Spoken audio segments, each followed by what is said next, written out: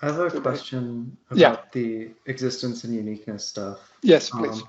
So we've shown cases where essentially the uniqueness sort of assumption is violated, but we haven't actually talked about like that it is true in general, I guess, or in other situations. Yeah, Is that so something? we are trying not to make this analysis course a math course. So what you have to do in a ordinary differential equation course in mathematics, you have to clarify conditions that guarantee uniqueness. And conditions are rather simple, the ones that we always use in physics. They say that if it's an open neighborhood of where I am, which is sufficiently differentiable, sufficiently smooth, then I have uniqueness. I only get screwed up if I sit exactly on the edge. So for example, if I have an interval, which this happens, suppose you have a washboard mirror and you throw a pebble down it. Then, there are pebbles that can either hit the tip of the washboard or fly by, just epsilon different. So that's an example of discontinuity, which happens. Engineering is full of such discontinuities as impact alpha. So then that assumption is violated because on one side, if I decrease my position, I have nice differentiability and I can integrate.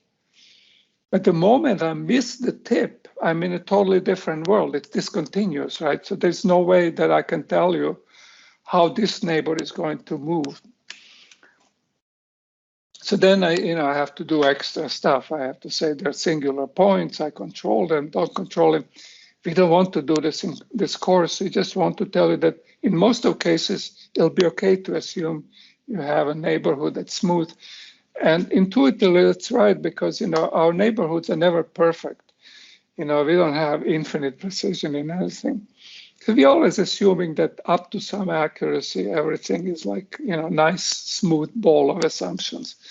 So physically, when you think that there are laws are not perfect, setups are not perfect, there is a noise in everything, most of the time, this really in physical experiments get regularized, except if you're doing celestial mechanics. So what happens in celestial mechanics, there isn't much fraction and you have lots of time. So you can nudge something close to singularity and it can eventually eject the planet or asteroid. If you kick it the right way often enough, etc., it can be singular. And it's impossible and mathematically impossible to prove that this won't happen. So that's actually why Poincaré invented the subject. He was trying to prove this for solar system. So you have deterministicism, which is very precise, like Newton laws are really good for solar system. And there isn't friction. There is no good that planets are moving up. You're not losing energy. You're losing some energy to tidal forces, etc. But this is all peanuts compared to the real stuff. Then you're in this situation that determinism is good for a very long time, and you cannot predict what will happen.